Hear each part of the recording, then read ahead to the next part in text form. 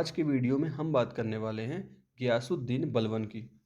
गियासुद्दीन बलबन इस टॉपिक को हम 4 सब टॉपिक्स में पढ़ने वाले हैं। ये 4 सब टॉपिक्स इस तरह से रहेंगे। सबसे पहले हम बात करेंगे गियासुद्दीन बलबन से रिलेटेड कुछ इंपॉर्टेंट फैक्ट्स जनरल इंट्रोडक्शन में। इसके बाद हम बात करेंगे प्रॉब्लम्स एंड सॉल्यूशंस के बारे में, यानी कि गियासुद्दीन बलबन जब रूल करना स्टार्ट करता है तो इसके सामने कौन सी चुनौतियाँ आईं और इन चुनौतियों का इसने सामना कैसे किया। इसके बाद हम बात करेंगे एडमिनिस्ट्रेशन, यानी कि उसका प्रशासन कैसा था। और इसके बाद हम बात करेंगे इवैल्यूएशन, यानी कि मूल्यांकन। एज ए रूलर उसका इवैल्यूएशन करेंगे तो उसमें कौन सी बातें आएंगी। तो ये हमारा इंडियन हिस्ट्री का वीडियो नंबर 51 है। इसके पहले 50 वीडियो ऑलरेडी अपलोड किए जा चुके हैं। तो चलिए, गियासुद्दीन बलबन में सबसे पहले तो आपको यही बात दिमाग में रखनी है, इसका रूलिंग पीरियड क्या है, 1265 से लेकर के 1287। अब हम बात करते हैं जनरल इंट्रोडक्शन की। तो जनरल इंट्रोडक्शन में आप देख सकते हैं 15 हमने यहाँ पे कीवर्ड्स बना रखे हैं। अब हम इन 15 कीवर्ड्स को एक एक करके देखने वाले हैं। तो सबसे पहले बात करते हैं, मैं क्वेश्चन के थ्रू क्वेश्चन पूछ करके इन जो 15 पॉइंट्स हैं इनको कोशिश करूँगा कि आपके दिमाग में एक बार में बिल्कुल बैठ जाए। तो देखिए, पहला क्वेश्चन कि अगर आपसे पूछा जाए कि बलबन का रियल नेम क्या था, तो बलबन का रियल नेम रहेगा बहाउद्दीन। बलबन का रियल नेम क्या है? बहाउद्दीन। और ये तुर्किस्तान के किस क्लैन से रिलेटेड था? तो इलबरी। किस क्लैन से? इलबरी। फिर इसके जो फादर थे वो 10,000 फैमिलीज़ के खान थे, तो एक तरह से आप चीफ्स इनको समझ सकते हैं। फिर इसके बाद जब मंगोल ने अटैक किया जहाँ पे ये लोग रहते थे, तो इसको बंदी बना लिया गया, गुलाम बना करके इसको बेच दिया गया। किसे? ख्वाजा जमालुद्दीन। ख्वाजा जमालुद्दीन नाम इतना इम्पोर्टेंट नहीं है, बस ये ध्यान रखिए कि इसको पहले तो ये, क्योंकि इसके पिताजी 10,000 जो फैमिली है उसके खान हैं, तो मतलब अच्छी फैमिली से बिलोंग कर रहा है। लेकिन इसके बाद फिर जब अटैक होता है मंगोल का, तो फिर ये गुलाम बन जाता है और उसके बाद कहाँ पहुँच जाता है? गजनी। गजनी में जगह है बसरा। इसके बाद जो ख्वाजा हैं, ख्वाजा जमालुद्दीन, ये इससे बहुत इसकी क्वालिटी से बहुत इम्प्रेस होते हैं और उन्होंने इसको बहुत अच्छे से ट्रेन किया। उसके बाद वो इसे दिल्ली ले आए, यानी कि अब गजनी से कहाँ आ गया है? अफ़गानिस्तान से कहाँ आ गया है? दिल्ली। और वहाँ पे इन्होंने बेच दिया इल्तुतमिश को। अब ये डेट कौन सी है? 1232। ये हमारा सेकंड कीवर्ड है। क्या अगर ऐसे क्वेश्चन पूछ लिया जाए कि भाई इल्तुतमिश के पास ये बलबन कब पहुंचा एज ए स्लेव, तो 1232 में पहुंचा। तो हमारा पहला कीवर्ड क्या था? इसका रियल नेम, और वो है बहाउद्दीन। और दूसरा कीवर्ड हमारा क्या था? इल्तुतमिश, 1232। अब इसके बाद इल्तुतमिश भी इससे काफ़ी इम्प्रेस होता है और इसके बाद इसको मेंबर बना देता है, जो 40 स्लेव्स का एक सर्कल हुआ करता था, यानी कि चालीसा का सदस्य बना देता है। चहलगामी भी उसको कहते थे, यानी चहलगामी का एक मेंबर बन जाता है। अब इसके बाद रजिया के टाइम पे इसको कौन सा टाइटल मिला, कौन सा इसको पद मिला? अमीर ए शिकार। अमीर ए शिकार। तो तीसरा कीवर्ड हमारा रहेगा रजिया, और रजिया के टाइम पे इसको कौन सा पद मिलता है? अमीर ए शिकार। रजिया के बाद नेक्स्ट रूलर कौन है? बहराम शाह। बहराम शाह के बाद नेक्स्ट रूलर कौन है? नासिरुद्दीन। ठीक, तो हमने रजिया के टाइम पे देख लिया कि इसको कौन सा पद मिल रहा है? अमीर ए शिकार। इसके पहले इल्तुतमिश ने इसको कहाँ से शामिल किया है? 40 स्लेव्स में, यानी कि चहलगामी में। चालीसा का जो ग्रुप होता था, 40 सरदारों का जो ग्रुप होता था, उसमें शामिल किया गया। फिर बहराम शाह के टाइम पे इसको रेवाड़ी और गुड़गांव, हरियाणा में, ये जो 2 शहर हैं, यहाँ की इसको जागीर मिल जाती है। जागीर का मतलब ज़मीन होता है। फिर इसके बाद नासिरुद्दीन को इसी ने रूलर बनाया, और कहने को तो सुल्तान कौन था? नासिरुद्दीन, लेकिन रियल में जो पावर थी वो किसके हाथ में थी? बलबन के हाथ में। तो हमने ऊपर देखा कि बलबन का जो टाइम पीरियड था वो 65 से 1287 का है। वो तो उसका ऑफिशियल सुल्तान के रूप में जो उसका रूलिंग पीरियड था ये है। लेकिन वास्तव में अगर देखा जाए तो इसके पास पावर कब से आ गई है? जब से इसने नासिरुद्दीन को क्या बना दिया है? सुल्तान बना दिया है। तो इस तरीके से देखा जाए तो अपने रूलिंग पीरियड में आने के पहले के 20 साल से ये लगभग इसके पास सारी सत्ता का जो केंद्र है इसी के पास है। अब इसके बाद ऐसा मानते हैं लोग, कौन से लोग हैं ये, इनमें इब्ने बतूता और इसामी, ये 14th सेंचुरी के हिस्टोरियंस हैं। तो इब्ने बतूता और इसामी जैसे जो हिस्टोरियंस हैं, इनका ये मानना है कि बलबन ने नासिरुद्दीन को जहर दे दिया था और उसके बाद मार करके फिर खुद से सुल्तान बन गया।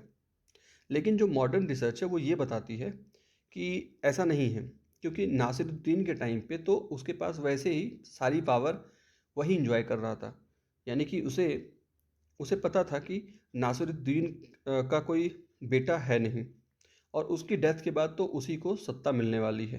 तो इसलिए मॉडर्न रिसर्च यानी मॉडर्न हिस्टोरियंस ऐसा नहीं मानते हैं। अब अगला हमारा कीवर्ड है कि ये खुद तो मेंबर चहलगामी का था, लेकिन फिर भी ये खुद तो मेंबर किसका था, चहलगामी का था, लेकिन जब ये सुल्तान बना तो उसने इस इंस्टीट्यूशन को ही ख़त्म करने स्टार्ट कर दिया। और ये हमारा हो जाएगा कीवर्ड नंबर 8। और ऐसा इसने इसलिए किया जिससे कि जो सुल्तान का जो प्रेस्टीज है, जो कि बिल्कुल डाउनफॉल में चल रहा था, वो वापस से फिर से बन जाए, फिर से उसको वो अपग्रेड करना चाह रहा था ये, इसलिए इसने ऐसा किया था। आगे हम डिटेल में देखने वाले हैं। फिर इसके बाद अगला हमारा कीवर्ड है spy system and army system. तो स्पाई सिस्टम को इसने बहुत अच्छे से ऑर्गेनाइज किया और इसकी जो आर्मी थी उसको सेंट्रलाइज किया, स्ट्रांग तरीके से सेंट्रलाइज किया।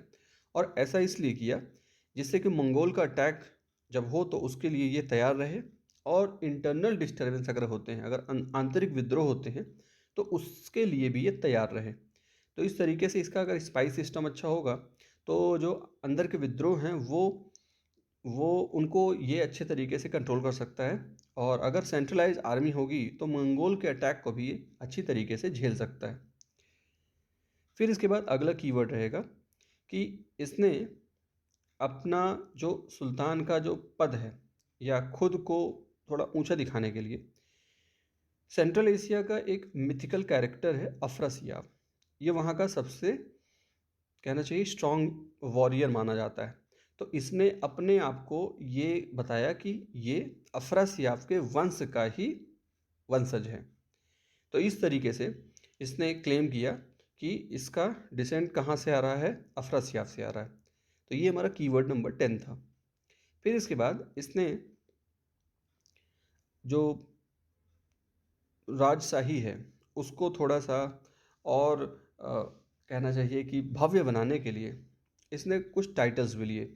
जैसे कि इसका 2 टाइटल आपको याद रखना है, एक जिल ए इलाही, एक क्या है, जिल ए इलाही यानी कि शैडो ऑफ गॉड, और दूसरा है नियाबत ए खुदाई, नियाबत ए खुदाई यानी कि God's vice Regent on earth. तो दोनों ही टाइटल से पब्लिक को ये बताया जा रहा है कि जो सुल्तान हैं वो सीधे ईश्वर की छाया है, पृथ्वी में ईश्वर की ही छाया के समान है। और नियाबत खुदाई यानी कि पृथ्वी में सीधे वो रसूल के बाद अगला जो पद है वो इन्हीं का है। यानी कि इन टाइटल से ये बताने की कोशिश की जा रही है कि के बाद पैगंबर के बाद और बाकी के जो इंसान हैं उन दोनों के बीच की कड़ी कौन है, सुल्तान है। तो इस तरीके से 2 टाइटल आपको याद रखने हैं। फिर इसके बाद इसने अपने राज दरबार की जो प्रतिष्ठा है उसको बढ़ाने के लिए इसने पर्शियन एटिकेट्स वहाँ पे इंट्रोड्यूस किया। अब इसमें क्या होता था, 2 आपको वर्ड याद रखने हैं, एक सजदा, वही सिजदा सजदा, एक सजदा आपको याद रखना है, दूसरा पैबोस। अब सजदा का मतलब क्या होता है, सर झुकाना। सजदा का मतलब क्या होता है, सर झुकाना, सम्राट के सामने सीधे लेट जाओ, दंडवत। तो एक तो सजदा यानी कि जो भी दरबार में आएगा वो सजदा करेगा। दूसरा पैबोस, पैबोस का मतलब होता है कि जो सुल्तान हैं उनके चरणों को चूम लिया जाए।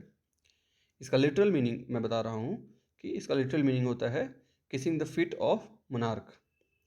तो इस तरीके से ये जो एटिकेट्स हैं, ये जो शिष्टाचार है, ये पर्शियन शिष्टाचार यहाँ पे लागू किया गया। तो ये हमारा कीवर्ड नंबर 12 था। इसके बाद नेक्स्ट कीवर्ड है दीवान ए अर्ज। तो दीवान ए अर्ज क्या था? ये मिलिट्री डिपार्टमेंट था जो इसने इस्टेब्लिश किया था। और जैसा कि हमने ऊपर देखा, इसने पर्शियन एटिकेट्स यहाँ पे इंट्रोड्यूस किए हैं, तो उसी कड़ी में इसने पर्शियन न्यू ईयर भी स्टार्ट कर दिया, जिससे कि जो इसका दरबार है और उसमें थोड़ा भव्यता आ जाए। फिर इसके बाद नेक्स्ट कीवर्ड है 14, काई खुसरो और अमीर खुसरो। अब पहले काई खुसरो की बात करते हैं। तो काई खुसरो जो है बलवन का ग्रैंडसन था। काई खुसरो किसका नाम है? बलवन के ग्रैंडसन का। और जब इसकी डेथ होती है, जिसका जो लास्ट टाइम था बहुत दुख में बीता था, तो जब इसकी डेथ होती है तब इसने नॉमिनेट किया था कि अगला रूलर इसका ग्रैंडसन कौन बनेगा? काई खुसरो नाम, जो कि मोहम्मद जो इसका बेटा था उसकी डेथ हो गई थी, मोहम्मद का ही बेटा था। तो बलवन का बेटा कौन? मोहम्मद।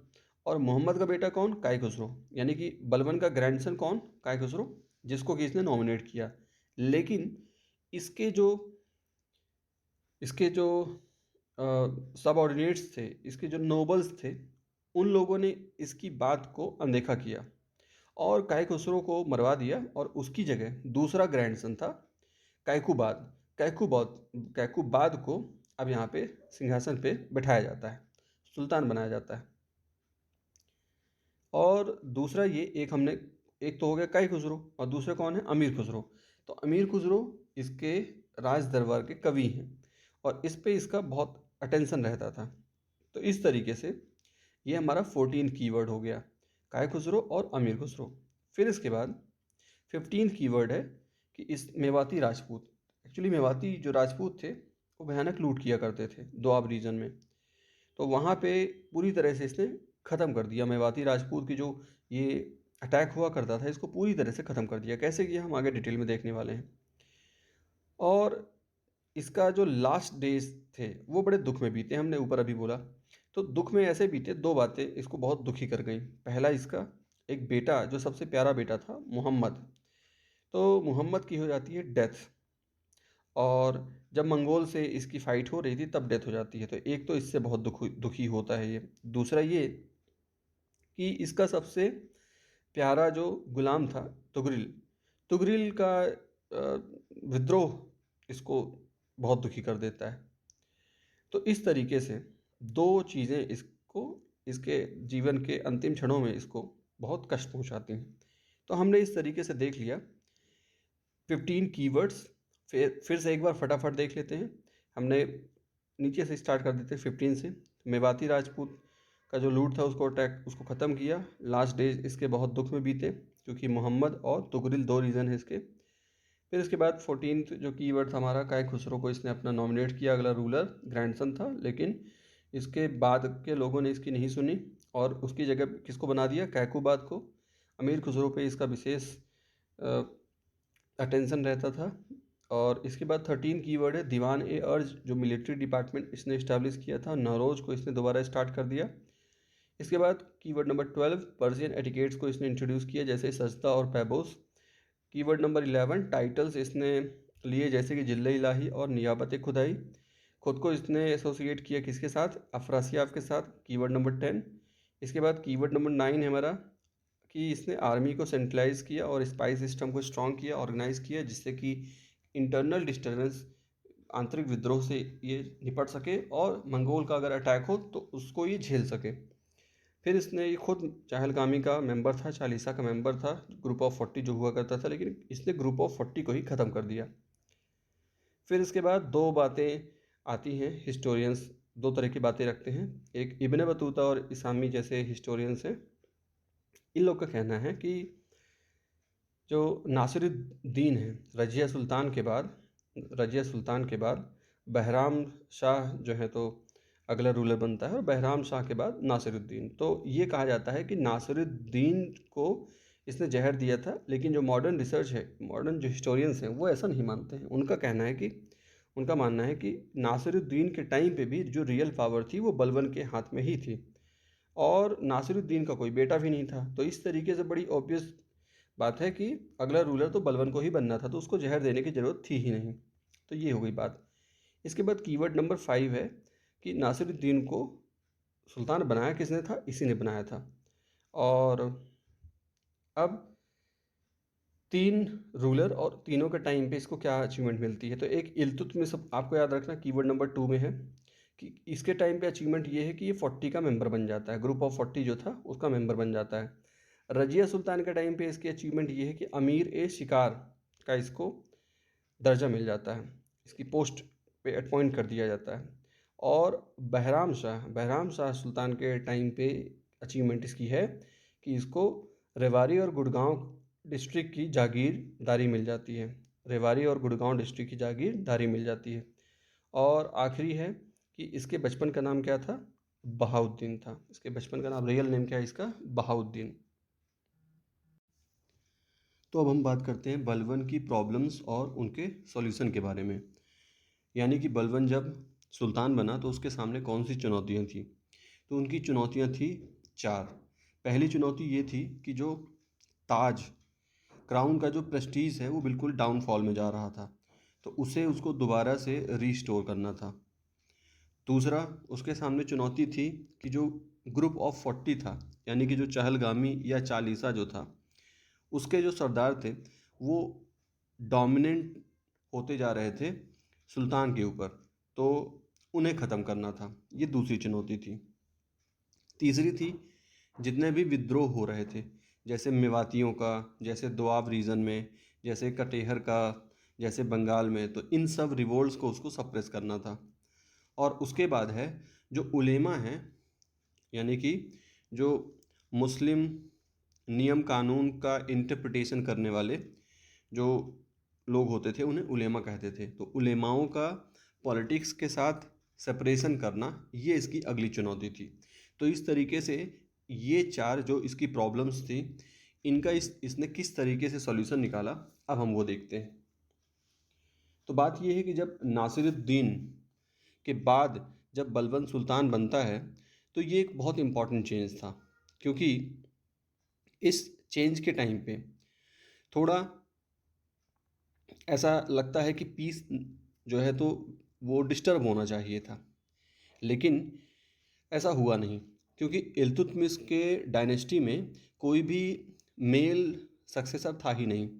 तो इस वजह से उसके बाद बलबन का आना बिल्कुल एक ऑब्वियस कहना चाहिए कि प्रोसेस जैसा लगा। मतलब इसमें कुछ उठा-पटर ऐसा कुछ हुआ ही नहीं। लेकिन फिर भी ये सब होने के बाद भी, मतलब ये जो ट्रांजिशन था ये बहुत सॉफ्ट तरीके से हो गया, लेकिन इसके बाद भी बलबन के लिए अब जब ऑफिशियल, हालांकि नासिरुद्दीन जब रूल कर रहे थे तब से ही असली पावर जो किसके पास थी, बलबन के पास थी। लेकिन फिर भी जब ये ऑफिशियल सुल्तान बना है तो ये जो सुल्तान का ताज है ये कांटों के ताज से कम नहीं था। तो ऐसा इसलिए क्योंकि जो दिल्ली सल्तनत की जो जड़ें हैं वो खोखली हो चुकी थी, और बलबन को अपनी योग्यता और प्रतिभा के दम पे इन सब को कंट्रोल करना था। तो इसलिए इसलिए हम कह सकते हैं कि जितने भी अब तक तुर्क सुल्तान थे उसमें अगर देखा जाए तो बलबन को सबसे ऊपर रखा जाएगा। तो अब हम बात करते हैं इसके पहले चैलेंज के बारे में, जो था कि ताज की शक्ति और प्रतिष्ठा को बढ़ाना। तो इल्तुतमिश के बाद कोई योग्य शासक गद्दी पर बैठा नहीं, इसलिए जो पूरा शासन था उसका मैनेजमेंट पूरा डिस्टर्ब हो गया था। चारों तरफ अव्यवस्था का माहौल बन गया था। जो तुर्क सरदार थे, जो 40 चहलगामी में जो मेंबर्स होते थे, वो बहुत शक्तिशाली हो गए थे, बहुत अहंकारी भी हो गए थे। और जो सुल्तान था वो उसके हाथों केवल एक कठपुतली की तरह से था। तो इस तरीके से सुल्तान की जो कंडीशन है वो एक, जैसे कोई सिंपल फ्यूडल कोई रूलर होता है, साधारण सामंत होता है, वैसी रह गई थी। जैसा कि हिस्टोरियन बर्ने ने लिखा है कि सभी लोगों के हृदय से राज्य का जो भय था वो सुव्यवस्थित सरकार का आधार और राज्य के गौरव और ऐश्वर्य का धन होता है। लेकिन ये निकल गया था और देश की बड़ी दुर्दशा हो रही थी। तो बर्नी की इस बात से पता चलता है कि उस टाइम पे जो दिल्ली सल्तनत है उसकी हालत बड़ी ख़राब हो गई थी। तो बलबन ने इस जो पूरा पुअर कंडीशन चल रही थी इसको अंत करने के लिए और ताज की शक्ति को दोबारा से, ताज की प्रतिष्ठा को स्थापित करने का उसने उसने डिटर्मिनेशन लिया। और गद्दी पर बैठते ही उसने सबसे पहले तो क्या काम किया कि साधारण लोगों से मिलना जुलना बंद कर दिया, बहुत शान शौकत से रहना आरंभ कर दिया। और राजत्व के संबंध में उसने जो दैवीय अधिकार है उसका समर्थन किया। तो एक काम क्या हुआ, सिंपल लोगों से मिलना जुलना बंद, और जो अपना लाइफस्टाइल है उसको बहुत बिल्कुल हाई लेवल पे उसने बनाया। फिर तीसरा, जो डिवाइन कॉन्सेप्ट है, डिवाइन ओरिजिन का कॉन्सेप्ट है, वो इसने इम्पोज किया। फिर सचदा और कदम पोशी का जो और पर्शियन एटिकेट है वो इसने अपने कोर्ट में इंट्रोड्यूस कर दिया। दरबार में शराब पी करके जाना और हंसना बिल्कुल मना कर दिया गया। ना तो कोई शराब पी के आ सकता है और ना ही कोई हंस सकता है। वो खुद भी इन सब, ये जो उसने रूल बनाए थे वो खुद भी इनका बहुत स्ट्रिक्टली उसको फॉलो करता था। और साधारण लोगों से तो बात करता ही नहीं था, यहाँ तक कि अगर कोई निचले दर्जे का कोई अमीर व्यक्ति है, यानी कि अमीर है लेकिन उसका जो दर्जा है समाज में वो निचला है, उससे भी बातचीत नहीं करता था। कई बार ऐसे केसेस हुए कि बहुत से ऐसे अमीर थे जिनसे उनसे उसने बातचीत करना बंद कर दिया, मना कर दिया। और दरबार के वैभव की तड़क भड़क को बढ़ाने के लिए उसने हर साल ईरानियन जो न्यू ईयर होता है, नवरोज, इसको उसने मनाना स्टार्ट कर दिया। तो इस तरीके से ये हमने जो बातें लिखी, इसमें आप अब याद रखने के लिए कैसे पॉइंट्स याद रखेंगे। एक तो सिंपल लोगों से मिलना बंद, फिर दूसरा उसने अपना जो लिविंग स्टैंडर्ड उसको थोड़ा सा हाई किया, फिर इसके बाद डिवाइन ओरिजिन का कॉन्सेप्ट किया। तीसरा, नंबर 4 पे कह सकते हैं कि उसने जो एटिकेट्स हैं सजदा कदम पोसी वाला। फिर अगला नेक्स्ट पॉइंट कह सकते हैं कि शराब और हंसने वाली बात। फिर इसके बाद जो निचले दर्जे के अमीर हैं उनसे भी बातचीत करना बंद, और नौरोज। तो ये कीवर्ड्स हैं जो हमें इस हेडिंग में याद रखने हैं। अब हम बात करते हैं चहलगामी या चालीसा का, उसने उसको उस जो ग्रुप बना हुआ था, जिस ग्रुप का ये खुद भी मेंबर था, उसको इसने ख़त्म कैसे किया। तो इल्तुतमिश के टाइम पे ये 40 जो सरदारों का ग्रुप होता था इसको बनाया गया था, लेकिन अब ये बड़े पावरफुल हो गए थे और ये सुल्तान को ही पपेट की तरह से नचाने लगे थे। और सल्तनत की जितनी भी इम्पोर्टेंट जागीर थी और जितने भी इम्पोर्टेंट पोस्ट हुआ करती थी वो इन्हीं 40 मेंबर्स के हाथों में रहती थी। तो इसलिए ये जो निरंकुश हो गए थे, ये सुल्तान के प्रतिष्ठा के मार्ग में एक बाधक बन रहे थे। तो इसलिए बलबन ने इनको नष्ट करने का संकल्प लिया। तो इसके लिए इसने किया क्या कि जो छोटे सरदार थे और जो वफादार थे, वफादार और छोटे सरदार, उनको क्या किया, उनका स्टेटस थोड़ा हाई कर दिया। उनको जो हायर पोस्ट हैं उस पोस्ट पे इन छोटे और वफादार सरदारों को अपॉइंट करना स्टार्ट किया। और उनका स्टेटस जो ये 40 जो ग्रुप हुआ करता था उसके सरदारों के बराबर कर दिया। ठीक, इसके बाद एक काम तो उसने ये किया कि अपने अपने लोगों को ऊंचे वाले जो पोस्ट थी उसमें बैठाना शुरू किया। दूसरा काम, उसने सिंपल से सिंपल अगर कोई मिस्टेक हो जाए तो फिर जो 40 के मेंबर्स हुआ करते थे उनको बहुत सीवियर पनिशमेंट देना इसने स्टार्ट कर दिया। जैसे एक एग्जांपल इसका देखने को मिलता है, बदायूं का जो गवर्नर था जिसका नाम था मलिक बकबक, बदायूं का गवर्नर था मलिक बकबक। अब इसको इसे कंट्रोल करना था और मलिक बकबक ने क्या किया था कि एक बार नौकर को बहुत ज़्यादा पिटवा दिया और उसको इतना पिटवाने से उसकी डेथ हो गई। तो इस वजह से अब जो सुल्तान हैं उन्होंने इसे मलिक बकबक को जनता के सामने कोड़े लगवाए। और इसी तरीके से अवध का एक रूलर था अमीर हैबत खान, अमीर हैबत खान, उसने क्या किया था, शराब के नशे में एक व्यक्ति की हत्या कर दी थी। तो उसको भी पब्लिक के सामने कोड़े लगवाने का आदेश दिया और 500 कोड़े उसको लगवाए, और 500 कोड़े लगवाने के बाद जिसकी उसने हत्या की थी उसकी वाइफ को उसने उसको दे दिया कि भाई ये पकड़ो, और अब तुम्हें इसके साथ जो करना है वो कर सकते हो, जो सज़ा तुम्हें देनी है वो दे सकते हो। हालांकि उसने फिर 20,000 टका दे करके उस विधवा से उसने मुक्ति पाई, और लेकिन उसके बाद कहते हैं कि वो इतना लज्जित हुआ कि मरने तक वो घर से निकला ही नहीं। तो इस तरीके से अवध का जो, इसी तरीके से अब तीसरा एग्जाम्पल की बात कर रहे हैं। अवध का एक रूलर था अमीन खान। अवध का रूलर था अमीन खान। उसको तो मरवा के अयोध्या के फाटक पे लटकवा दिया था। उसने क्या किया था, अपने चचेरे भाई शेर खान को विष दे के मरवा दिया था। तो इस तरीके से हमने 3 एग्जाम्पल देख लिए। एक तो मलिक बकबक का देखा, जिसने अपने नौकर को पीटा था इसलिए उसको सज़ा दी गई। फिर हमने एक देखा हैबत खान, जिसने एक व्यक्ति को मार दिया था शराब के नशे में, उसको इसने कड़ी सज़ा दी। यानी कि पब्लिक के सामने ये दिखाने की कोशिश कि ये जो ग्रुप ऑफ 40 हैं अब इनकी शक्ति वैसी नहीं रह गई जैसे पहले थी। तो इस तरीके से हमने, और तीसरा एग्जाम्पल हमने देख ही लिया कि किस तरीके से अमीन खान को उसने मरवा के अयोध्या के फाटक में लटकवा दिया। तो इस तरीके से 3 एग्जाम्पल से पता चलता है कि उसने किन तरीक़ों से जो ग्रुप ऑफ 40 है उसको ख़त्म करना स्टार्ट किया। अब बात करते हैं विद्रोहों के दमन के बारे में। तो बलबन की गद्दी पर बैठने के समय हिंदुओं ने हर जगह विद्रोह मचा रखा था। वास्तव में पृथ्वीराज की पराजय के बाद अब तक वो लगातार अपने स्वाधीनता के लिए संघर्ष कर रहे थे। दोआब और अवध के जो लोग थे उन्होंने अभी हथियार डाले नहीं थे। बदायूं, अमरोहा, पटियाली, काम्पिल, ये सब सेंटर थे जहाँ से वो निकलते थे और तुर्कों पर अटैक करते थे और फिर से अपने जगहों पे वापस लौट आते थे। कटेहर में तो सुल्तान के जो लोग थे वो किसानों से कर तक नहीं वसूल पाते थे, और दिल्ली के आसपास भी उन्होंने बहुत ज़्यादा लूट मार मचा रखी थी। इसी प्रकार से बंगाल और बिहार में भी हालत अच्छी नहीं थी।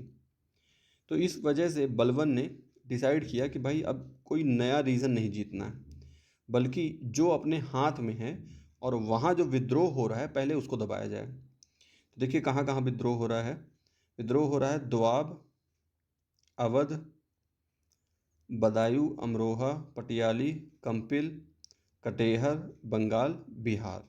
ठीक, तो अब इसमें सबसे पहले बात करते हैं मेवातियों को उसने किस तरीके से दमन किया। तो दिल्ली के पड़ोस में उत्पात मचा रहे थे मेवाती।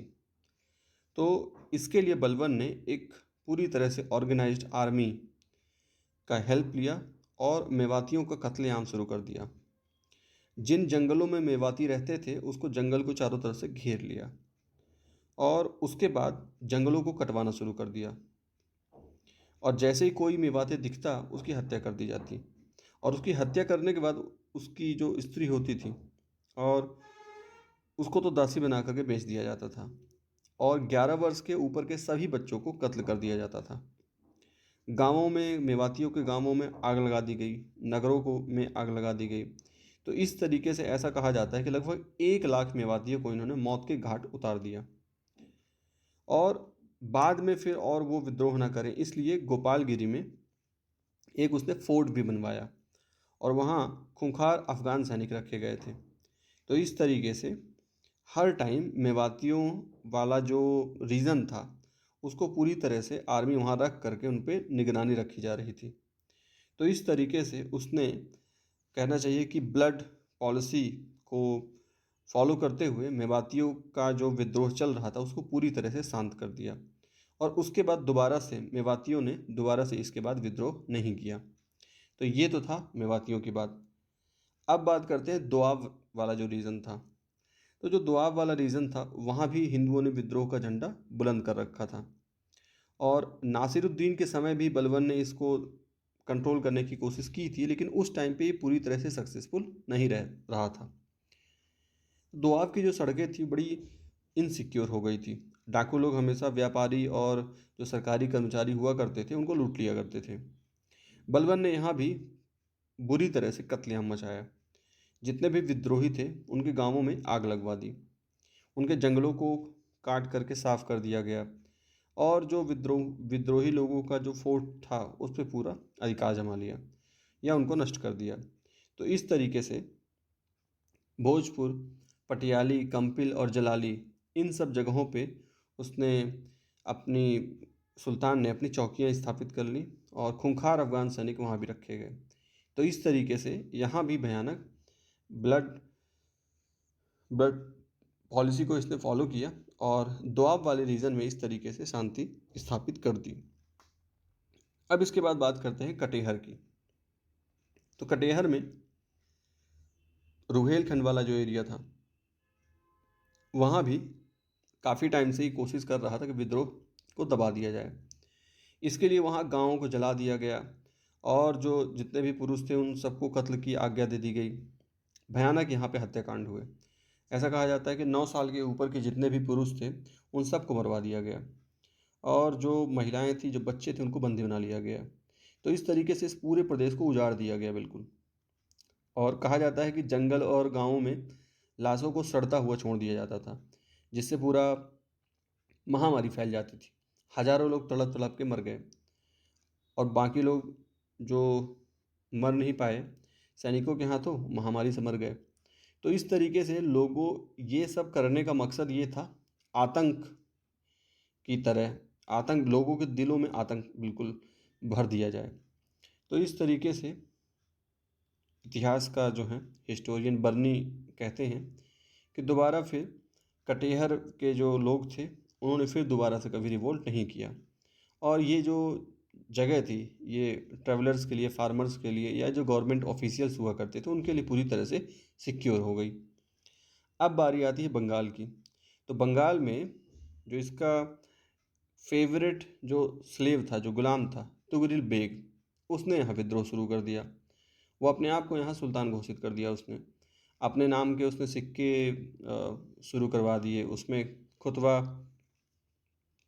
पढ़वाना शुरू कर दिया। तो इसके दबाने के लिए पहले बलबन ने भेजा अमीन खान को, लेकिन अमीन खान यहाँ पे हार गया, और इस वजह से गुस्सा होकर के अमीन खान को उसने अवध के फाटक पर लटकवा दिया।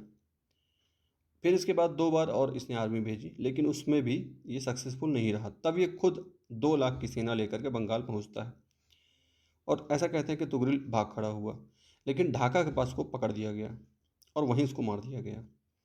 उसके बाद जो तुगरिल था और उसके जितने भी रिलेटिव्स थे और जिन लोगों ने उसकी हेल्प की थी, उन सबको लखनौती के बाज़ार में फांसी पे चढ़वा दिया गया।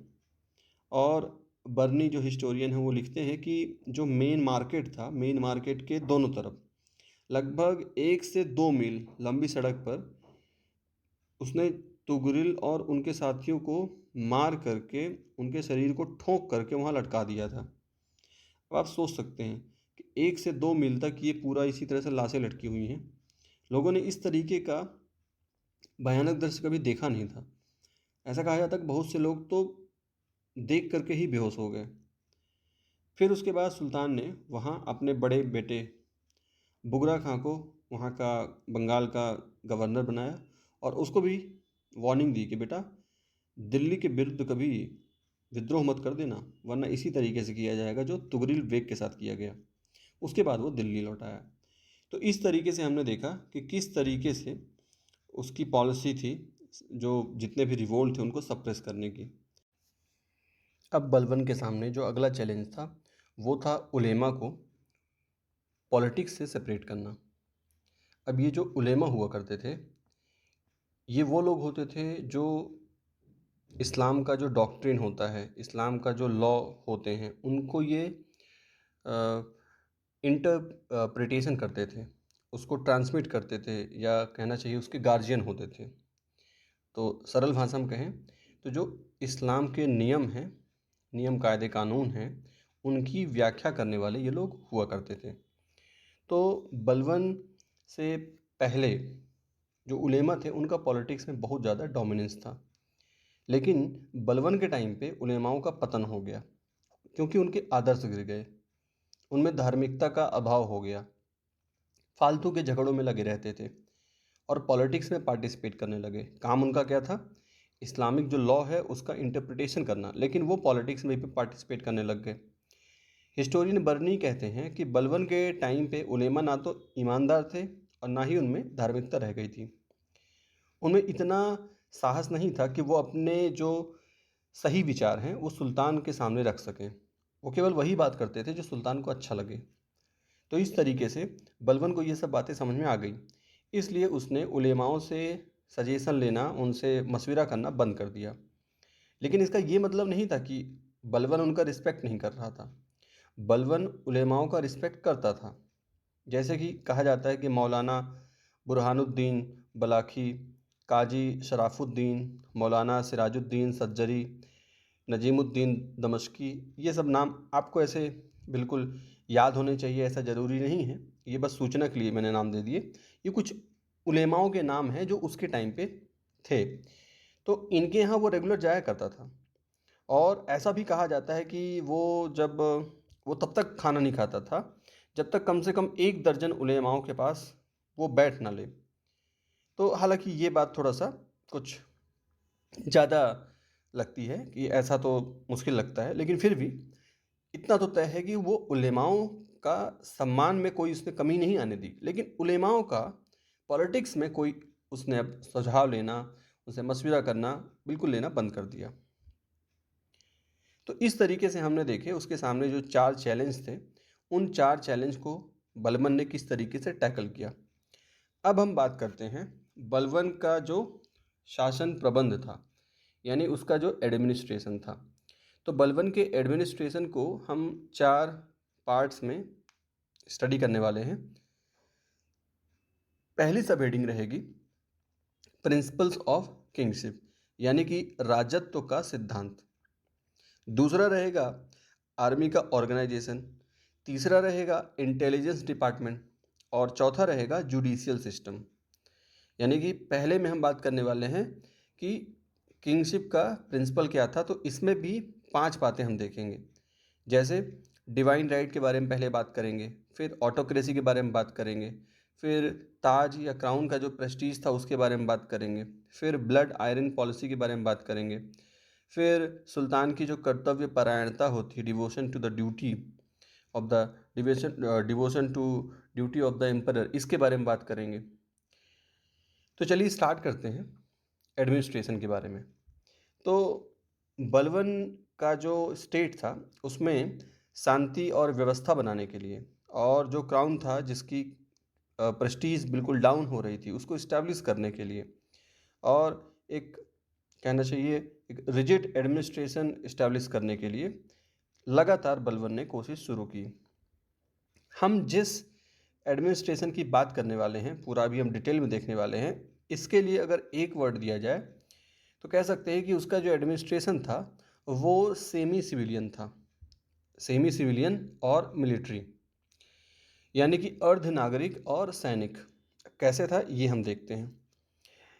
तो अब हम जो भी बात करने वाले हैं वो इसी वर्ड के एक्सप्लेनेशन का एक पार्ट होगा। तो सबसे पहली बात, तो पूरी जो पावर थी वो सारी की सारी किसके पास थी? सम्राट के पास, यानी सुल्तान के पास थी। और वो अपनी जो उसकी आज्ञा हुआ करती थी बहुत उसको दृढ़ता से पालन करवाता था। किसी भी ऑफिसर को अपने विवेक से काम करने का अधिकार नहीं था। जितना कहा गया है उतना ही करने का उसको अधिकार था। हर क्षेत्र में सुल्तान की आज्ञा से काम होता था, और उसकी जो पॉलिसी थी वो ब्लड और आयरन पॉलिसी थी। यानी कि जहाँ पे दबाना होगा विद्रोह को, जहाँ व्यवस्था बनानी होगी तो उसके लिए तलवार चलानी पड़े तो चला दिया जाए, खून बहाना पड़े तो बहा दिया जाए, लेकिन व्यवस्था बननी चाहिए। बर्नी लिखते हैं हिस्टोरियन कि जब वो सिंहासन पे बैठा तो उसने एक सिंहासन को एक नया तेज प्रदान कर दिया। उसने जो शासन व्यवस्था कायम की और उन संस्थाओं की क्षमता को पहले के जैसे इस्टेब्लिश किया जो इल्तुतमिश के टाइम पे कभी हुआ करती थी, कुतुबुद्दीन ऐबक के टाइम पे, उस तरीके से दोबारा से उसने रिस्टोर किया। और सरकार की जो प्रतिष्ठा थी और सत्ता थी उसकी फिर से स्थापना हुई। उसके नियम कठोर थे, संकल्प उसका दृढ़ था। तो इसलिए जितने भी ऊंचे और नीचे व्यक्ति थे सब ने सत्ता के सामने क्या कर दिया, समर्पण कर दिया। लोगों के दिल में उसका आतंक बैठ गया था। लेकिन यहाँ पे दो बातें थी जिसने इस आतंक को विद्रोह में नहीं, आतंक की वजह से विद्रोह नहीं होने दिया। वो था जस्टिस और दूसरा था पब्लिक इंटरेस्ट। यानी कि जो भी ये कर रहा था उसका इंटेंशन था पब्लिक वेलफेयर और जस्टिस। तो ये दो चीज़ें थी जिसने इस आतंक को भी रिवोल्ट में कन्वर्ट नहीं होने दिया। इस वजह से जो पब्लिक थी वो उसके फेवर में हो गई और उसके सिंहासन की कट्टर समर्थक बन गई। अब हम बात करते हैं कि इसका राज्यत्व का सिद्धांत क्या था, यानी कि किंगशिप का इसका क्या डॉक्ट्रिन था, क्या प्रिंसिपल था। तो इसमें हम सबसे पहले बात करते हैं डिवाइन राइट की। किंग के डिवाइन राइट के बारे में इसका कॉन्सेप्ट क्या था।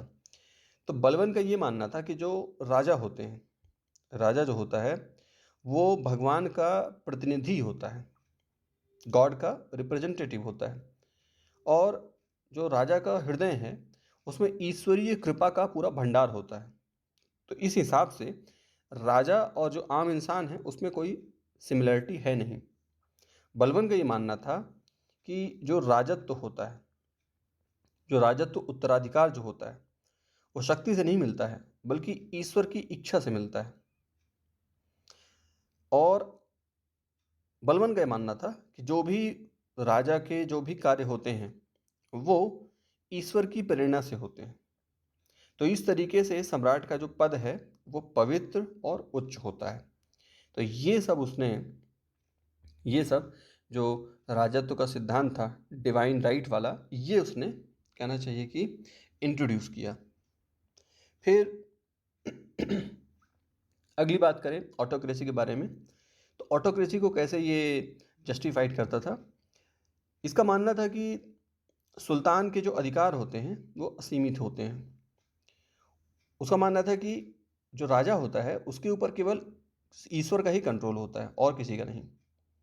तो इस तरीके से राजा यदि चाहे तो शांति और व्यवस्था बनाने के लिए किसी भी हद तक जा सकता है और जो जनता होती है उसको राजा की आज्ञाओं को पूरी तरह से पालन करना चाहिए। तो इस तरीके से ये कॉन्सेप्ट उसने लागू करवा के अपनी जो कहना चाहिए कि पावर है और प्रेस्टीज है दोनों को ही बहुत ऊंचा कर लिया। फिर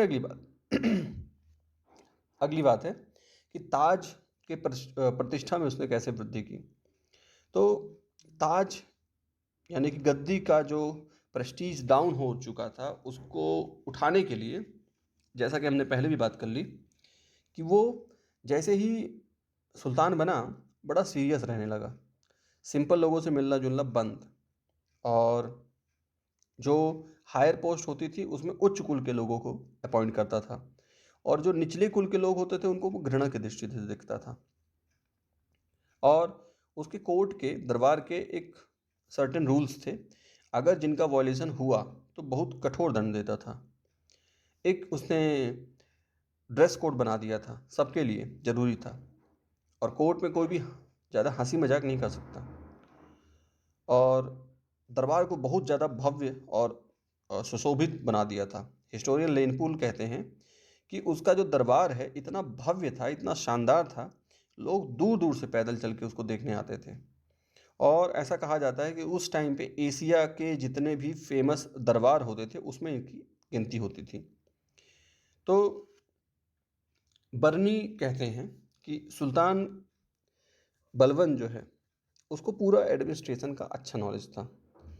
वो मलिक से खान बना था और खान से सुल्तान बना था। उसकी जर्नी बिल्कुल डाउन से लेकर के पूरा कहना चाहिए कि नीचे से बिल्कुल ऊपर तक गया था, ग्राउंड लेवल से उठा था वो। तो उसने पहले और दूसरे साल जब वो सुल्तान बना तो पहले और दूसरे साल बहुत ठाठ बाट और पूरा वैभव का प्रदर्शन किया और लोग 200 कोस दूर से लोग आते थे देखने के लिए, चाहे हिंदू हो या मुसलमान, और देख करके बिल्कुल आश्चर्यचकित हो जाते थे। और इसके पहले जितने भी सुल्तान हुए हैं किसी ने भी इतना प्रदर्शन नहीं किया ठाट बाट का। तो इस तरीके से कहना चाहिए कि सिंहासन का जो सम्मान और गौरव की जितनी उसने रक्षा की, उस तरीके से किसी और के लिए किसी भी सुल्तान ने ऐसा नहीं किया था। उसने कभी भी जो निचले कुल के लोग होते हैं उनसे बातचीत कभी नहीं की, और कभी भी अपने जो उसके परिचित वाले भी लोग थे या कोई जो उसके फ्रेंड थे उनसे कभी भी वो ज़्यादा घनिष्ठ नहीं बना, किसी से ज़्यादा क्लोज नहीं। और ना तो किसी का मजाक उड़ाना उसके दरबार में अलाउ था, और ना ही वो खुद किसी का मजाक उड़ाता था। और ऐसा कहते हैं कि जब तक वो सुल्तान था तब तक किसी की हिम्मत नहीं हुई कि वो किसी अपने परिचित वाले व्यक्ति के लिए किसी ऑफिसर रैंक पे अपॉइंट करने के लिए उसे सिफारिश करने का साहस कर सके, क्योंकि जो भी ये रूल बनाता था उसको खुद बहुत स्ट्रिक्टली फॉलो करता था। तो इस वजह से इतना नैतिक बल आ गया था कि जो बाकी लोग थे उनकी हिम्मत नहीं पड़ती थी। फिर इसके बाद अब इसकी ब्लड और आयरन पॉलिसी की बात करते हैं। तो हिस्टोरियन लेनपोल लिखते हैं कि ये गुलाम, भिश्ती यानी जो पानी पिलाने वाला होता है, और शिकारी और कमांडर, पॉलिटिशियन, सुल्तान, ये सब कार्य थे जो इसने अपने जीवन में किए थे। तो इस तरीके से जितने भी अब तक के दिल्ली के रूलर हुए थे उसमें से कहना चाहिए कि ये सबसे ज़्यादा अट्रैक्टिव पर्सन था। तो सुल्तान जो है बनने के बाद 20 साल तक उसने ब्लड और आयरन पॉलिसी जो है लोगों के दिमाग में, जहन में बिठा दी थी। अपने जो अपोनेंट होते थे वो किसी भी तरह की उससे लीनियंसी नहीं रखता था, उसका निर्दयता से दमन करता था। और जैसा कि हमने ऊपर देखा ही है, चहलगामी या चालीसा का जो ग्रुप था उसको इसने ख़त्म किया, मेवातियों को किस तरह से ख़त्म किया, या दोआब के हिंदुओं को ख़त्म किया, कटेहर में हिंदुओं को ख़त्म किया, बंगाल में विद्रोहियों को दमन किया। तो ये सब जो इसने जिस जो तरीका अपनाया इन सब चीज़ों को टैकल करने का, वो तरीका क्या था? ब्लड और आयरन पॉलिसी का था। यानी कि तलवार चला दो और खून बहा दो, लेकिन व्यवस्था बननी चाहिए। फिर अगला जो पॉइंट है वो ये है कर्तव्य परायणता। यानी कि इसका मानना था, बलबन का ये मानना था कि जो सम्राट होता है, जो सुल्तान होता है, उसको कर्तव्य परायण होना चाहिए। मतलब जो उसकी ड्यूटी है, जो उसकी ड्यूटी है उसके लिए सुल्तान को हमेशा लगे रहना चाहिए। और उसमें केवल मुस्लिम प्रजा जनता के लिए नहीं बल्कि पूरी जनता के लिए डेवलपमेंट कैसा हो, सबका साथ सबका विकास, इस तरीके से होना चाहिए, ऐसा बलबन का मानना था। अपने जो उसका बेटा था, जो बड़ा प्यारा बेटा था मोहम्मद, तो उससे ये कर्तव्य परायणता के बारे में उसने कहा था कि अपना जो ड्यूटी है उसको हमेशा इम्पोर्टेंस देना, और कभी भी अपने बैड बिहेवियर से जो प्रेस्टीज है, रूलर की प्रेस्टीज है, उसको गिरने मत देना। और ख़ुद भी उसने हमेशा पूरे जीवन भर बलबन ने इसका पालन किया। अब आप इस कर्तव्य परायणता को इस तरीके से समझ सकते हैं कि उसका जो ये बेटा था मोहम्मद, ये इसका फेवरेट था। कई बेटे थे, उसमें से ये बड़ा प्रिय था। और जब इसकी डेथ हुई और इसकी जब खबर दरबार में लोग देने आए तो इसके चेहरे पे कोई एक्सप्रेशन नहीं था, जबकि अंदर से ये बिल्कुल टूट गया था। और फिर उसके बाद दरबार जब ख़त्म हो गया तब फिर ये अकेले में जाकर के फूट फूट के रोया था। तो कहने का मतलब ये है कि अपने इमोशंस को सबके सामने एक्सप्रेस नहीं करने देता था, जिससे कि जो सुल्तान है उसकी जो प्रतिष्ठा है वो बनी रहे। फिर अगली बात हम बात करते हैं आर्मी के ऑर्गेनाइजेशन की। तो इस बलबन ने सबसे ज़्यादा जो ध्यान दिया वो इसी तरफ दिया। कुतुबुद्दीन के टाइम पे जो तुर्की सैनिक हुआ करते थे, उनको जो वो सर्विस देते थे उसके बदले में उनको क्या मिल जाता था? जागीर मिल जाती थी। तो इस तरीके से पैसे ना दे करके जागीर देने की जो ये प्रथा चल रही थी, तो इसकी वजह से ज़्यादातर जो लैंड थी, स्टेट की जो लैंड थी, वो किसके पास चली गई थी? सैनिकों के पास। और अब कई जनरेशन से ये हो रहा था, तो पहले के सैनिक बूढ़े भी हो चुके थे। तो बहुत सारे ऐसे बूढ़े सैनिक जो कभी 100 साल पहले जब उन्होंने सर्विस दी थी, अब उनको जागीरें मिल गई थी। अब लेकिन वो किसी काम के थे नहीं, आर्मी के किसी काम के नहीं थे। तो इस तरीके से इसकी नज़र थी कि ये जो ज़मीन है, ये जो ज़मीन है, अब इसको किसी तरह से निकाला जाए। तो उसने, और कई बार ऐसा भी हुआ कि भाई बहुत सारे सैनिक जिनको जागीर मिली थी, अब उनकी डेथ भी हो गई थी। अब उनकी जो विधवाएं हैं या उनके जो नाबालिग बच्चे हैं, उनके अब वो अधिकार में ज़मीन है। तो इस ज़मीन को वो निकालना चाहता था और उसके बदले में वो पेंशन देना चाहता था। कैश पेमेंट देंगे, लेकिन अब आपको ज़मीन नहीं दी जाएगी। तो उसने ये आदेश जारी कर दिया कि भाई अब से ज़मीन उनकी उनकी नहीं रहेगी, उसके बदले उनको पेंशन मिलेगी। लेकिन अब आप ही सोचिए कि कल तक आपको ये पता हो कि आपके पास इतनी ज़मीन है और अचानक से सरकार की तरफ से आदेश आ जाए कि नहीं भाई अब ज़मीन आपकी नहीं है, ज़मीन आपकी नहीं है, उसके बदले में सरकार आपको पेंशन देगी। आज भी बहुत से लोग ऐसे हैं जो कुछ हो जाए अपनी ज़मीन का वो छोटा सा भी टुकड़ा बेचना नहीं चाहते। और यहाँ तो आदेश आ गया था कि ज़मीन आपकी है ही नहीं अब। तो समझ सकते हैं कितना लोग मतलब असंतुष्ट हो गए होंगे। तो इस वजह से फिर बहुत सारे लोगों ने, जो दिल्ली के कोतवाल थे उस टाइम के, काजी फ़खरुद्दीन, उससे लोगों ने रिक्वेस्ट किया कि भाई ये आदेश को आप कहिए कि वापस लें सुल्तान। तो सुल्तान से सिफारिश की गई और उसने ये समझा कि हाँ, बात आम इंसान के लिए ये बहुत बड़ी बात हो जाएगी। तो उसने फिर कहा कि ठीक है, चलिए इतना हम चेंज कर देते हैं कि जब तक जो बूढ़ा सैनिक जो अब अपनी सर्विस नहीं दे सकता है, जब तक वो जीवित है, तब तक वो जो जागीर है और उस जागीर से जो इनकम होती है उसको वो उसका यूज़ कर सकता है, लेकिन उसके बाद नहीं। तो इस तरीके से थोड़ा सा रिलैक्सेशन उसने दिया। फिर इसने पूरा ध्यान लगाया कि भाई जो सैनिक हैं उनकी संख्या बढ़ाई जाए, उनका वेतन बढ़ाया जाए। और इसी के टाइम पे जो हॉर्स हुआ करते थे उनको दागने की प्रथा भी शुरू की।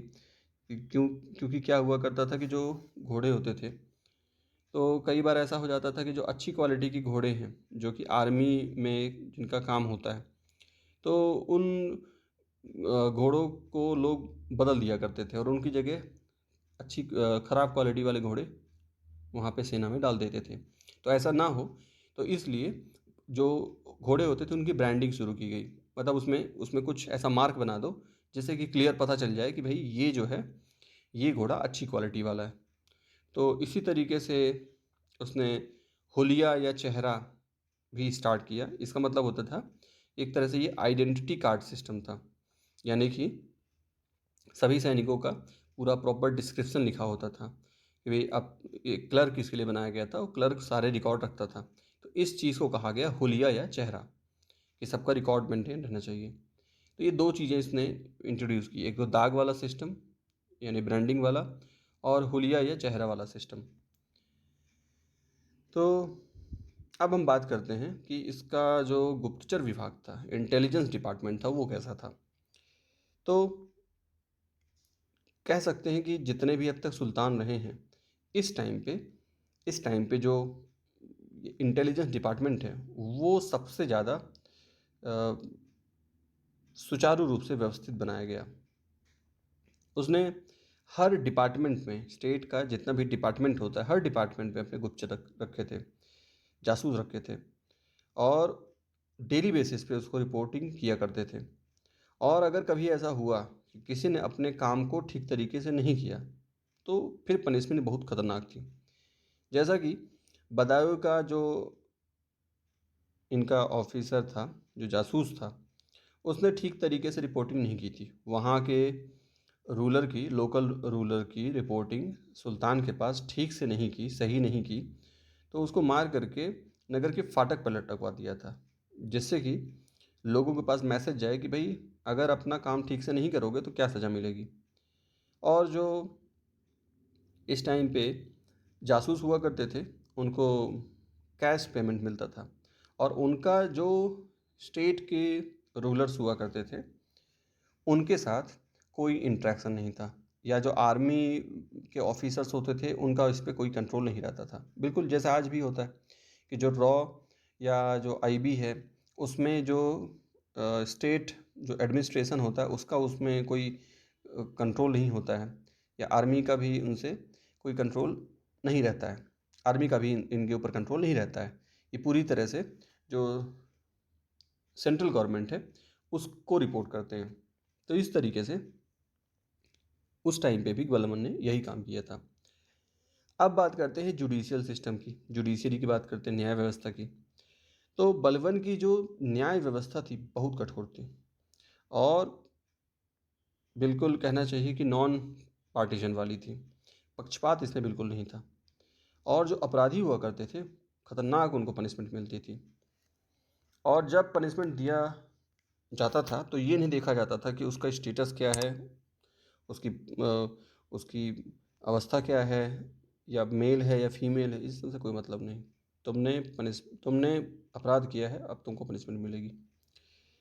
जैसे कि बदायूं का जो रूलर था मलिक बकबक, वो एक प्रभावशाली अमीर था उस टाइम पे। उसके पास 4,000 घुड़सवार रखता था, इतनी उसकी पावर थी। लेकिन उससे क्या फ़र्क पड़ता है, उसने गलती की। उसने अपने नौकर को कोड़ों से मरवाया था, और मरवा के कोड़ों से मरवाया था, जिससे उसकी डेथ हो गई थी नौकर की। अब इस वजह से जब उसकी विधवा स्त्री ने सुल्तान से जाके न्याय की गुहार मांगी, तो बलबन ने फिर रूलर को बुलवा के विधवा के सामने उसको कोड़े लगवाए, और फिर उसके बाद इस तरीके से उसने अपना न्याय दिया। इसी तरीके से ऊपर हम पहले भी बात कर चुके हैं कि जो अवध का जागीरदार था हैबत खान, उसने शराब के नशे में अपने नौकर को मार दिया था। तो उसकी पनिशमेंट के लिए उसको 500 कोड़े लगवाए, और उसके बाद जो विधवा थी, जिस जिसके नौकर की जो वाइफ थी, उसको फिर उसको दे दिया, और कहा कि भाई ये जो हत्यारा है ये मेरा गुलाम था, लेकिन अब तुम्हारा है। और जैसे इसने तुम्हारे पति को चूरा भोंक के मारा था, वैसे भी तुम भी इसको मार डालो। हालांकि बाद में हैबत खान उसको लगभग 20,000 टका दे करके उसने मतलब अपने आप को बचाया, लेकिन बाद में वो पूरा जीवन भर उसने घर से निकला नहीं, फिर वो बेइज्जती के मारे। तो इस तरीके से हम कह सकते हैं कि भाई जो जुडिशियरी वाला सिस्टम था बहुत टाइट था। अब हम बात करते हैं इवैल्यूएशन की, बलबन का। अब हम करते हैं इवैल्यूएशन। तो ऐसा है कि दिल्ली के जितने भी मेडावल हिस्ट्री के सुल्तान हुए हैं, उसमें बलबन का जो कहना चाहिए प्लेस है बहुत ऊंचा है।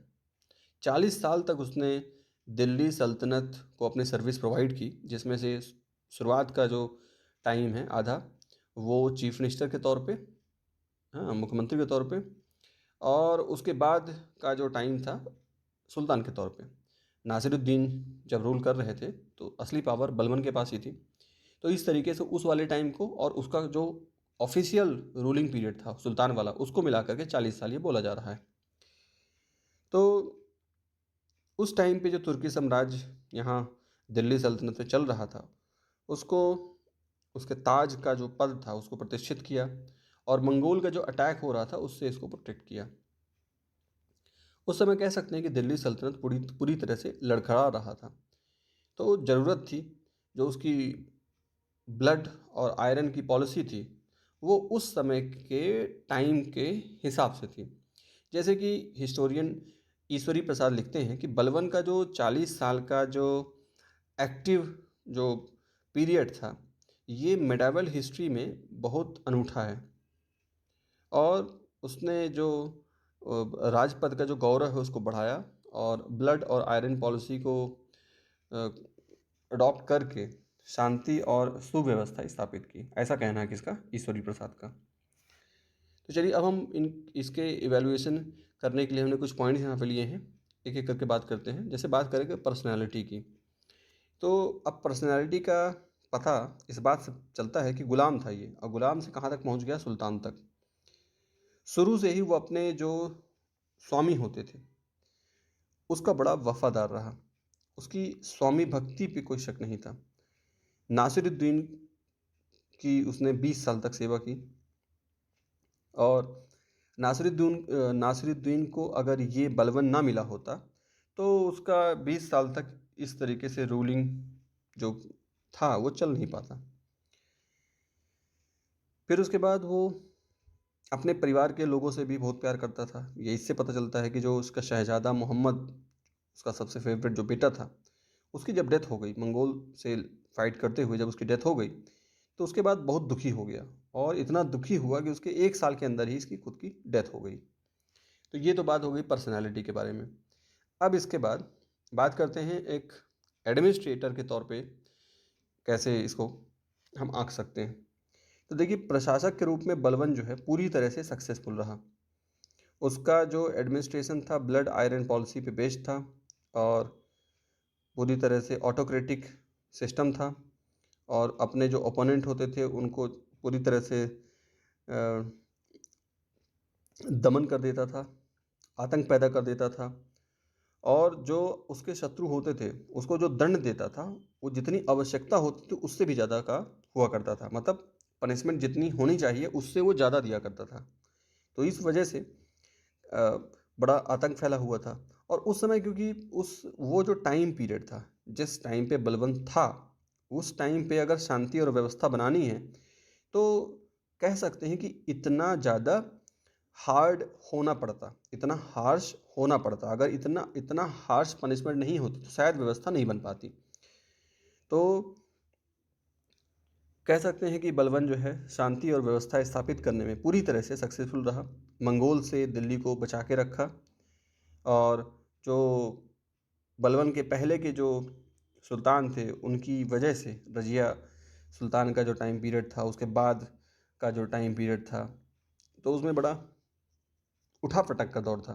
तो उस दौर में जो ताज की प्रतिष्ठा गिर गई थी। अब ऐसे समझ लीजिए कि इल्तुतमिश के जितने बेटे हैं सारे के सारे नकारा थे और रजिया को फिर सुल्तान बनाया गया। तो अब इस वजह से जो सुल्तान का जो पद है उसकी प्रतिष्ठा बिल्कुल गिर रही थी।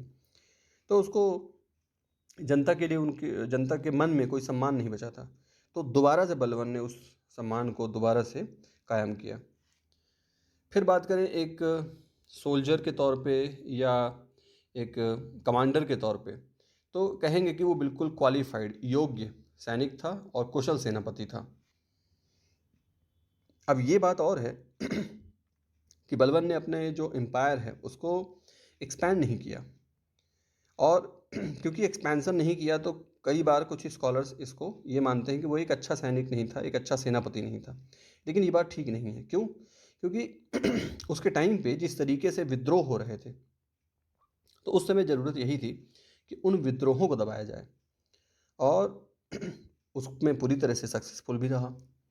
तो इस तरीके से फिर मंगोल पे भी अटैक नहीं रहा। मंगोल के अटैक को उसने रोक करके रखा, दिल्ली पे अटैक होने नहीं दिया।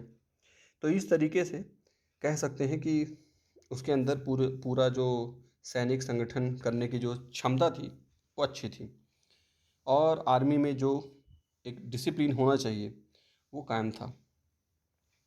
और जो आर्मी का जो सिस्टम है, जैसा कि हमने देखा दाग वाला सिस्टम या हुलिया वाला सिस्टम, उन सब नई चीज़ों को भी इंट्रोड्यूस करके उसने जो कहना चाहिए कैपेसिटी जो आर्मी की वो बढ़ा दी थी इसने।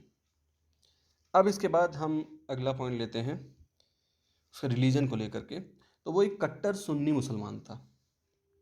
वो इस्लाम के द्वारा जो निर्धारित कर्तव्य हैं उसका बड़ा केयरफुल होकर के उसको फॉलो करता था और उलेमाओं का तो हमने जैसे पहले देख ही लिया कि रिस्पेक्ट बहुत करता था और उनसे लगातार जो धार्मिक मसले होते हैं उसमें उनसे उसका डिस्कशन चलता रहता था। और जब कहते हैं खाना खाता था तो खाना खाते समय भी उलेमाओं से पूरा घिरा रहता था। लेकिन वो बाकी की जो जनता है जिनका धर्म दूसरा है उसके प्रति उसका जो व्यवहार था वो असहिष्णु था, इनटॉलरेंट था। और इस वजह से कह सकते हैं कि ये धर्मांध, फैनेटिक वर्ड इसके लिए यूज़ करना गलत नहीं होगा। उसके अंदर बिल्कुल भी जो कहना चाहिए मानवोचित सहानुभूति है उसमें बिल्कुल भी नहीं थी। और खुद तो शराब नहीं पीता था और रेगुलर जो है तो नमाज पढ़ता था। और इसका मानना था कि जो तुर्की नस्ल है वो सबसे श्रेष्ठ है और जो गैर तुर्की जो लोग हैं, मुसलमान हैं, उनको वो एडमिनिस्ट्रेशन में अच्छी पोस्ट देना वो ठीक नहीं समझता था। और जो इंडियन मुस्लिम थे उनको भी अच्छी पोस्ट देने के पक्ष में नहीं रहता था। तो इस तरीके से कहना चाहिए कि वो उलेमाओं को तो उसने पॉलिटिक्स से सेपरेट कर ही दिया था। तो इस तरीके से अपने धर्म के लिए कट्टर था और बाकियों के लिए उस तरीके से उनको योग्य नहीं मानता था, है ना। बहुत एक्सट्रीम नहीं यहाँ पे कहेंगे। इसके पहले जो और इन्वेडर दूसरे जो हुए हैं मुस्लिम, जैसे महमूद गजनबी या गौरी, उनकी तुलना में तो बहुत यहाँ पे अच्छी स्थिति है ना। लेकिन फिर भी जो एक पूरी तरह से लिबरल जो एटीट्यूड है वो भी नहीं कहा जा सकता। लेकिन फिर भी पहले वाले जो इन्वेडर्स थे उनकी तुलना में तो कह सकते हैं कि धार्मिक जो इसकी मान्यताएं हैं उतनी धर्मांध नहीं हैं, उतना एक्सट्रीम लेवल तक नहीं है। फिर बात करते हैं कि लिटरेचर और आर्ट के बारे में। तो ऐसा है कि अब सेंट्रल एशिया से जितने भी स्कॉलर्स आते थे उन सबको ये अपने यहाँ शरण देता था। और उस टाइम पे मंगोल के अटैक की वजह से सारे भाग भाग के इधर इंडिया साइड आ जाते थे। तो उसके पूरे भोजन और आवाज़ की पूरी व्यवस्था करता था। अमीर खुसरो उसके दरबार में शोभा पाते थे। और आर्किटेक्चर में भी इसका बड़ा प्रेम था। ये इस बात से पता चलता है कि जब ये सुल्तान नहीं था तब इसने वहाँ दिल्ली में अपने लिए लाल महल बनवाया था, भव्य निर्माण करवाया था। हालांकि अब वो उतना, अब उसके अवशेष बचे हुए हैं। और इसी तरीके से दिल्ली में मकबरे को भी इसने बनवाया था, जो पूरी तरह से प्योर इस्लामिक जो स्टाइल है उसमें बना हुआ है। और जितने भी उस टाइम के मकबरे बने थे उसमें जो मेहराब होती है उसमें बड़ी अच्छी, कहना चाहिए सर्वोत्तम है। तो इस तरीके से हम कह सकते हैं कि इसका लिटरेचर और आर्ट में भी इंटरेस्ट बराबर था। फिर अगली जो सबसे इम्पॉर्टेंट बात है इसके लिए, बलबन के लिए, जो सबसे इसको बाकियों से अलग करती है वो ये कि ये न्यायप्रिय शासक था। न्यायप्रिय शासक था और दंड इसका जो था वो कठोर था। न्याय करने के मामले में वो किसी भी तरह का लीनियंसी नहीं रखता था। और इस तरह से हम अब कंक्लूड करते हैं कि भाई जो बलबन का सबसे इम्पॉर्टेंट जो टास्क था वो था दिल्ली सल्तनत की जड़ों को मजबूत करना, उसको नया जीवन देना और अपनी कठिनाइयों पर दृढ़ता के साथ विजय प्राप्त कर लेना, साम्राज्य में शांति और व्यवस्था बना देना, जो ताज का गिरी हुई दशा जो थी उसको चरम स्थिति पे पहुंचा देना। तो ये सब जो इसने अचीवमेंट्स बनाई, ये मतलब एक साधारण स्तर की नहीं थी। तो उस जो अव्यवस्था वाला युग था, वो जिस टाइम पे बलबन था उस टाइम पे बलबन जैसा ही कोई लौह पुरुष सफलता प्राप्त कर सकता था।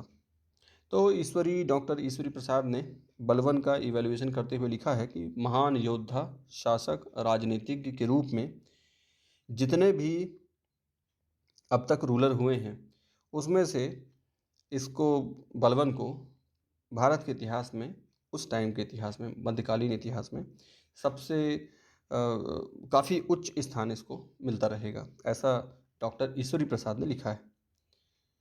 तो फिर बलबन ने जो इस समय पे प्रिंसिपल्स बनाए, जो सिद्धांत बनाए, जो इंट्रोड्यूस किए उसने, और जो उसको सक्सेस मिली, उसी को फिर बाद में फिर जो सुल्तान थे उन्होंने फिर फॉलो किया।